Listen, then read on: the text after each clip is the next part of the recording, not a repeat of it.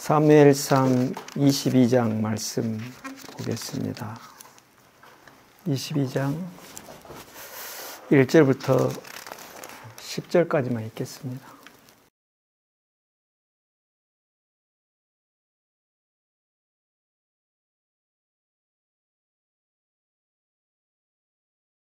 다윗이 사울 왕에게 쫓기는 신세가 되어버립니다. 저는 이제 21장, 20장 이하에 계속 22장까지 보면서 생각나는 이론이 있었어요. 선택 편향 이론이라고 들어보셨어요? 선택 편향 이론.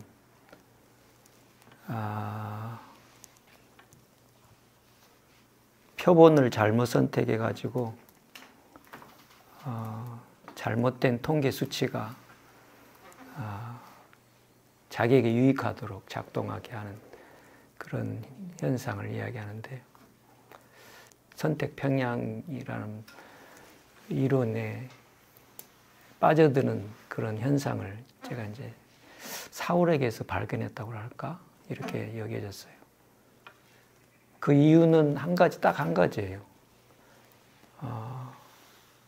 그가 하나님으로부터 멀어지기 시작하고 자기 뜻대로 제사를 지내고 사무엘의 말을 전혀 듣지 않은 거죠. 하나님의 말을 듣지 않고 독단적으로 하면서 악신이 들어가고, 또 전쟁터에서 승리를 하는데 다윗의 승리만 외치고 사울의 승리는 적게 여기는 백성들을 보면서 이런 편향적 태도가 발달한 것이 아닌가, 선택적 편향, 선택 편향 이론에 빠진 것이 아닌가라는 생각이 들었어요. 이게 한번 빠지니까 다윗을 향한 사울의 생각이 계속 한 곳으로만, 잘못된 쪽으로만 선택을 해서 평가를 하는 것을 볼 수가 있습니다. 22장에 특별히 사울이 6절 말씀에 사울이 다윗과 그와 함께 있는 사람들이 나타났담을 들으니라. 때에 사울이 기브아 높은 곳에서 손에 단창을 들고 에셀람 아래 앉았고 모든 신하들은 그 곁에 섰더니. 7절 말씀 한번 같이 읽어보겠습니다. 사울이 곁에 선 신하들에게 이르니 이르되 너희 베냐민 사람들아 들으라. 이새의 아들이 너희에게 각기 밭과 포도원을 주며 너희로 천부장 백변을 삼겠느냐.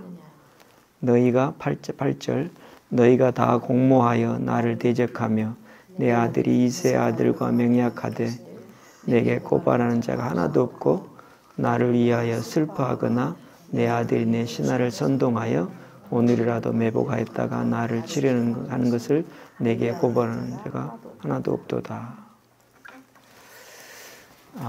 사울 왕이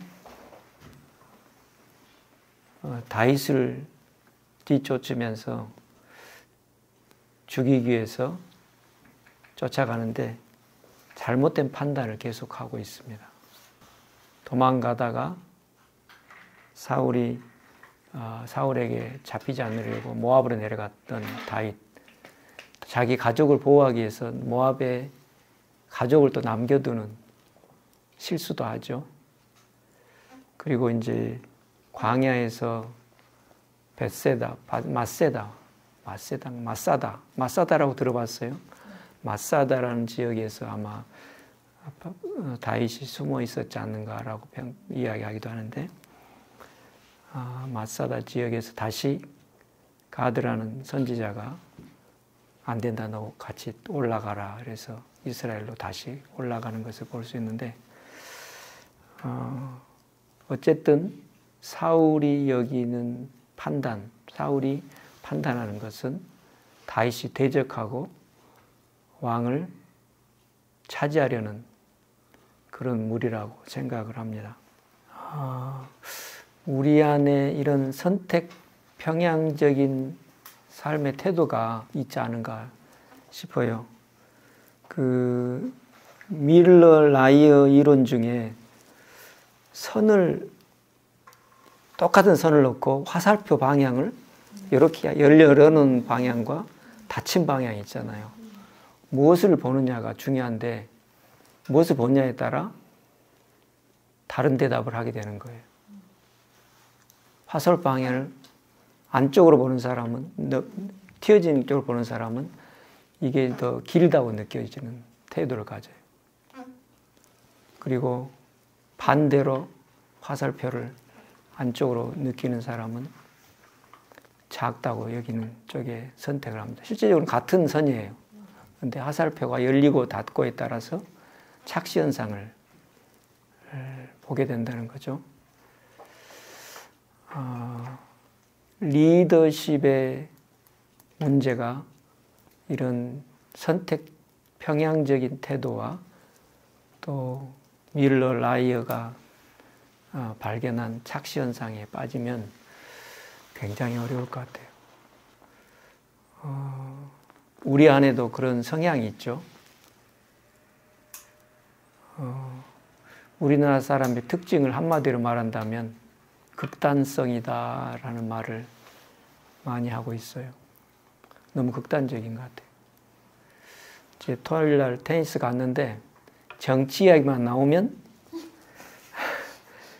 극단적으로 이재명 씨를 좋아하고 극단적으로 윤석열을 좋아하는 쪽이 사람이 딱 갈라져요. 아, 형님들 정치 얘기는 하지 맙시다. 내가 또 다 어르신 나보다 20살 정도 그런 사람도 있고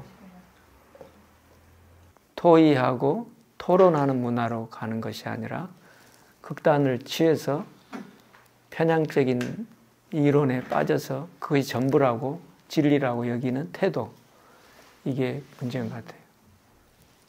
한 분이 그런 말을 하더라고요. 우리나라가 난리는 난리야. 정명석 씨하고 이재명 씨가 우리나라를 그냥 들썩거려 만들어 이러더라고. 그래서 야, 세상 사람들도 세상의 논리를 분명히 가지고 있구나라는 생각이 들었어요. 어쨌든 그럼에도 불구하고 우리가 잘못된 시각과 편향적 판단력에 의해서, 관점에 의해서 우리가 답을 취하는 건 문제가 있다고 봅니다. 우리 OMF가 잘하도록 하기 위해서 우리 안에서도 이런 선택 평양적인 태도가 없으면 좋겠다는 생각이 계속 들었어요. 여기 오늘 본문 말씀은 왕이 아히멜렉이 대제사장 아히멜렉과 또 나머지 제사장들 전부 85명을 어린아이까지 죽이는 사건이 터집니다. 군인들도 용사들도 안 하려고 했는데 도액이라는 또 다른 선택 평양적인 사람이, 극단적인 제4세를 가지고 있는 사람이 가서 다 죽여버려요. 왕이 죽이라고 그러니까. 결국 멸망의 길로 스스로 떨어지는 현상이죠. 우리 안에 이런 무리가 많다면, 이런 태도가 있다면 우리가 조심해야 될 것 같아요. 내 안에서도 미움이 있고 불편함이 있어요. 어떤 무리들에 대해서. 그런데 그걸 이제 자연스럽게 만들어서 공존하는 태도가 중요하지 않은가.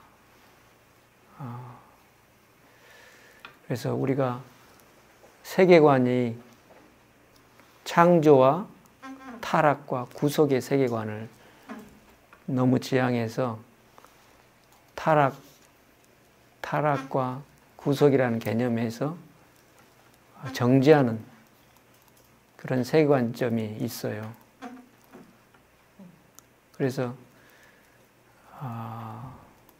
진보주의적인 사고나 또 극단적인 사고들을 취하면 정죄하고 다 반대하는 쪽으로 서는 그런 경향이 있는데 이것도 참 조심해야 될 영역인 것 같아요. 물론 타락이 있지만 연합이 있고 또 살리는 쪽에 개념도 포함하는 것이 중요한 영역이라고 생각합니다. 오늘 말씀 가운데 이런 성향이 있는 자들에게 주님이 하신 말씀이 있다면 포용하고 사랑하고 섬기는 자세가 필요하지 않을까라는 생각이 됩니다. 제사장이 하는 말이 참 정당한 것 같아요. 아히멜렉이 왕의 대답에 가로되 14절 왕의 모든 신하 중에 다윗과 같이 충성된 자가 누구인지요? 그는 왕의 사위도 되고 왕의 모신도 되고 왕실에 존귀한 자가 아니니까. 내가 그를 위하여 하나님께 물은 것이 오늘이 처음이니까 결단코 아니니이다. 원컨대 왕은 종과 종의 아비의 온 집에 아무것도 돌리지 마옵소서. 왕의 종은 이 모든 일에 대소간에 아는 것이 없나이다. 굉장히 바른 균형 있는 자세로 이야기하는 걸 볼 수 있습니다. 아마 생명이 위험했던 것 같은데도 이렇게 반응을 합니다. 한 국가가 또 한 단체가 바로 서기 위해서 편협적인 것이 아니고 균형 있는 자세가 정말 필요한 것 같습니다. 더 나아가서 확증 편향이라는 이론이 있더라고요. 제가 선택 편향이라는 이론을 이제 접하면서 확증 편향의 태도가 또 있어요. 아직 어떻게 보면 일반화된 사실과 가치가 아닌데 한 표본을 가지고 일반화 시켜버리는, 그래서 거의 정답이라고 여겨버리는 태도. 이것도 정말 위험한 자세인 것 같아요. 불가지론을 가지라는 이야기는 아니고 역사적 사실에 우리가 바르게 태도를 보이는 것이 중요하지만 니고시에이션 과정에서는 그 사실과 또 현실에 있어서 지혜가 필요한 것 같아요. 일본과 문제는 역사적인 문제가 심각하게 남아있죠. 일본이 인정하지 않은 것, 이건 역사적인 우리가 바른 자세를 가질 필요가 있는 것 같아요. 일본이 사과를 해야 되는 것이 맞죠. 그렇다고 적으로 간주하면 또 우리가 예수 그리스도의 사랑을 전달해야 되는데 쉽지는 않을 것 같아요. 어쨌든 예수 그리스도 사랑으로 사랑하지만 역사적 정당성에 대해서는 분명하게 이야기를 하는 것이 필요한 상황입니다. 사울 왕의 태도가 이렇게 선택 편향적인 selection bias라는 적인 태도, confirmation bias라는 태도, 확증 편향성을 갖는 태도, 이런 것들이 우리 안에도 자리 잡지 않도록 특별히 사순절 기간 동안에 노력했으면 좋겠다는 생각이 들고요. 그런 과정에서 다윗이 어떻게 보면 왕으로서의 훈련을 받는 과정이라고 생각이 들어요. 이렇게 쫓기고 잘못된 리더십에게서 좋은 리더십을 보게 된다는 거죠. 그런 건 안 해야 되겠다라는 걸 발견하고 나아가는 걸 볼 수 있습니다. 우리 안에서도, 우리 팀 안에서도 뭐 실수하고 또 그런 건 우리가 또